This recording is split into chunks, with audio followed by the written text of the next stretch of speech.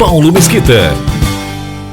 Pois é, minha gente, mais uma vez nós vamos trazer aqui, né, a fala do Coppola, ele que é jornalista e advogado e que trabalha lá na CNN Brasil. E hoje vamos trazer também mais um recorte aí, ele falando sobre esse pedido de asilo político de Eduardo Bolsonaro para permanecer nos Estados Unidos e ainda se afastar do cargo aí sem remuneração, se afastar do cargo de deputado federal e, olha, diga-se de passagem, um dos deputados federais mais bem votados do Brasil, né?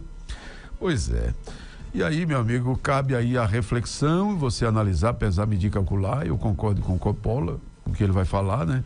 E outra coisa, hipocrisia dá no meio da canela. E hipocrisia é uma coisa nojenta, diabólica. Uma coisa pode ter certeza, se alguém perguntar assim, você sabe me dizer, por acaso, quem estará no inferno?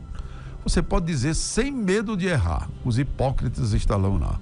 Porque pense num povinho que vai para o inferno, os hipócritas, aquele que pensa uma coisa de manhã, fala outra meio-dia e faz outra de noite. É completamente destoado da realidade o hipócrita.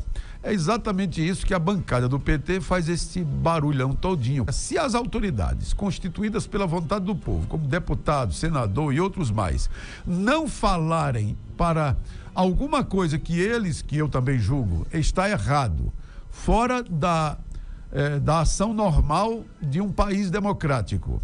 Se eles não tiverem a condição de denunciar, e aí como é que vai ficar, meu amigo? Como é que vai ficar? Se o cara que foi eleito para isso, para parlamentar, significa aquele que fala, viu? Parlamento, que é aquele onde o povo fala, sabe?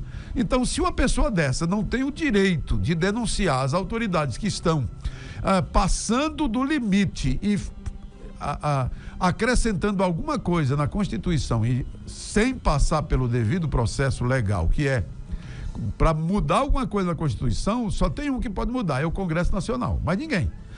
Fazer outra Constituição, só tem um que pode fazer, é o Congresso Nacional. Se este parlamentar não puder fazer isso, veja que a coisa está de ponta cabeça, exatamente como está no Brasil.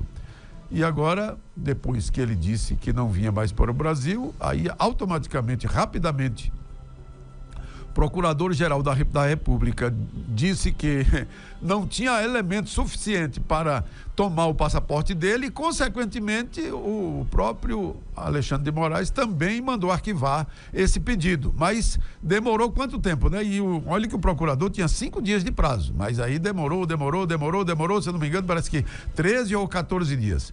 Quem sabe se não estava esperando ele voltar ao Brasil? Quem sabe? Alguém pode dizer alguma coisa? Não. E mesmo agora, se ele voltar, quem garante que tudo isso não pode voltar à tona, até porque o pessoal, como eu disse agora há pouco, pensa uma coisa de manhã, fala outra meio-dia e faz outra de noite. Isso aí não muda nada. Olha que o Felipe Martins ficou 6 meses, sabe o que é isso, amigo? 6 meses na cadeia, com 10 dias na solitária. Solitária é aquilo que você não enxerga luz, não enxerga nada, não sabe que hora é, não sabe se é de noite, se é de dia, se é de manhã, se é de madrugada, sem ser condenado. Ele não estava condenado, viu? Ele não estava, como não está condenado ainda, sem ser condenado e comprovadamente não tendo viajado para os Estados Unidos, aquilo que provocou o pedido de prisão.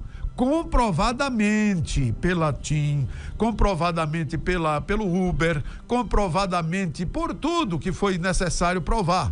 Inclusive tem um imbróglio bem grande para ser desenrolado aí lá nos Estados Unidos, porque para que acontecesse isso aí, foi burlado lá nos Estados Unidos, burlado a presença de Felipe sem estar lá. E aí, meu amigo, o trem vai azedar, viu? E vai azedar para a autoridade grande. E você sabe o que eu quero? Justiça apenas. De qualquer lado. Para qualquer lado. A esquerda que hoje bate palmas, para tudo isso que está exagerado aí, contra a direita, bata palma bem muito, e porque tem gente que é o seguinte: o circo do outro tá pegando fogo, não é o meu, pra mim tá bom demais. É o outro que tá pegando fogo, é o filho do outro que tá morrendo afogado, é o filho do outro que tá sendo crucificado, é o filho do outro que tá sendo perseguido, tá bom demais.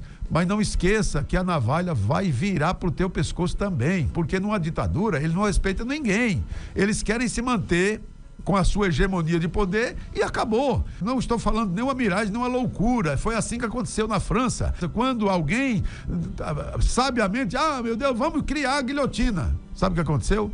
A guilhotina se virou, depois que tinha matado um bocado de gente, se virou para o criador da guilhotina. E ele morreu decapitado também. Porque é assim, meu amigo. Então você que bate palmas para as irregularidades, prepare-se, porque você também vai sofrer com as irregularidades. Porque em lugar nenhum do mundo foi diferente disso. O que a gente precisa? Justiça. Quer uma justiça para a direita? Não. Quer uma justiça para a esquerda? Não. Quer uma justiça justa. Por que será que o símbolo da justiça é uma pessoa segurando uma balança e essa pessoa com os olhos vedados? Por que será que é daquele jeito? Porque a justiça precisa ser cega. Se observar, não a capa do processo, nem quem está sendo acionado, mas os autos do processo, tão somente isso e mais nada. Uma justiça, para ser justa, ela precisa não olhar lado nenhum ideologicamente. Nenhum lado. Nem esquerda, nem direita. Lado nenhum. Isso é o que importa, isso é o que precisa. Vamos ouvir Caio Coppola e eu já digo de passagem. Concordo literalmente com o que ele vai dizer. Coppola, Eduardo Bolsonaro tem motivo para pedir asilo nos Estados Unidos? Olha, a pergunta deveria ser se o Eduardo Bolsonaro tem motivo para voltar para o Brasil. Olá, Basílio, olá, doutor Zé Eduardo. Saudações à nossa audiência. Vamos fazer um exercício de empatia aqui. Se o governo impopular e vingativo do seu país te odiasse, se a imprensa militante e vendida do seu país te difamasse, se o judiciário ativista partidarizado do seu país te perseguisse e se você assistisse a seus aliados, seus familiares sendo falsamente acusados por crimes que eles não cometeram, você ficaria no seu país à mercê dos seus inimigos, correndo o risco de ver tomada a sua liberdade? A decisão do Eduardo Bolsonaro de se licenciar do cargo e não retornar ao Brasil é mais do que legítima. E ao fazer isso, o filho do ex-presidente encarna na sua pessoa a denúncia contra as graves violações aos direitos humanos patrocinadas pela justiça brasileira. Para quem tem dúvida, basta ler os incisos do artigo 5º da Constituição, que garante, por exemplo, que não pode haver censura, tortura, nem tribunal de exceção. Julgar seus inimigos declarados em um foro incompetente, num processo em que, além de juiz, você é a vítima, é uma violação explícita aos direitos humanos, porque configura um tribunal de exceção. Prender alguém sem julgamento por meses, com base em provas forjadas, e jogá-lo numa solitária por dias a fio, a fim de obter uma delação sob coação, é uma violação explícita aos direitos humanos, porque configura tortura. Impedir que uma pessoa presumidamente inocente dê entrevistas à imprensa, fale em público ou tenha redes sociais é uma violação explícita aos direitos humanos, porque configura censura. E esse ponto aqui é inegável, porque até mesmo a mídia tradicional reconhece, nos seus vários editoriais, o autoritarismo do judiciário brasileiro e a prática da censura. O Estado de São Paulo, editorial de ontem, em português cristalino, o STF, garantidor maior das liberdades constitucionais, tornou-se um órgão de censura. De acordo aqui com o jornal, o tribunal opera de abuso em abuso, de censura em censura. Folha de São Paulo, abril de 2024, já trouxe isso aqui outras vezes. O ordenamento jurídico impede o Estado de calar um cidadão sob qualquer pretexto. Uma pessoa pode dizer o que quiser sem ser amordaçada. Mas um ministro do STF reinstituiu a censura prévia no Brasil. E aí o jornal segue caracterizando essa prática como inconstitucional e autoritária. A censura no Brasil, promovida pelo Supremo Tribunal Federal, não é mais uma questão de opinião, é uma questão de fato. E como ensina o manifesto aqui dessa emissora, os fatos não são interpretações, eles são indiscutíveis. Não existe alternativa para um fato. Portanto, se há tribunal de exceção, se há tortura, se há censura, há violação explícita dos direitos humanos, e essa violação deveria ser denunciada, deveria ser combatida por todo aquele que se diz defensor da democracia. como, aliás, tem feito o Eduardo Bolsonaro no Brasil e no exterior. Até porque tanto a Constituição brasileira quanto a Constituição americana repudiam essas práticas. O problema é que aqui no Brasil, quem deveria guardar a Constituição, o STF, é justamente quem está sendo denunciado pela imprensa por agredir os direitos e garantias fundamentais do cidadão por meio de práticas autoritárias. E isso, óbvio, cria um ambiente hostil para a democracia e principalmente para os parlamentares da oposição. Porque quando o STF se transforma em um tribunal político dedicado a, aspas, enfrentar o bolsonarismo e editar o Brasil, não existe mais segurança jurídica para os críticos do Supremo.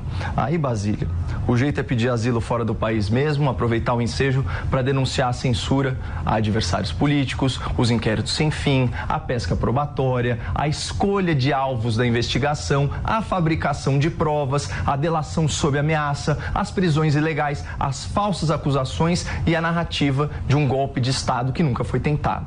Então, se as instituições brasileiras se recusam a responsabilizar as autoridades que estão violando direitos humanos, fica a esperança de que as instituições americanas deem o exemplo e punam quem censura, quem tortura e quem persegue adversários políticos. Portanto, boa sorte ao Eduardo Bolsonaro. A fala do Coppola lá na CNN. A verdade que você precisa saber. A história que você precisa aprender.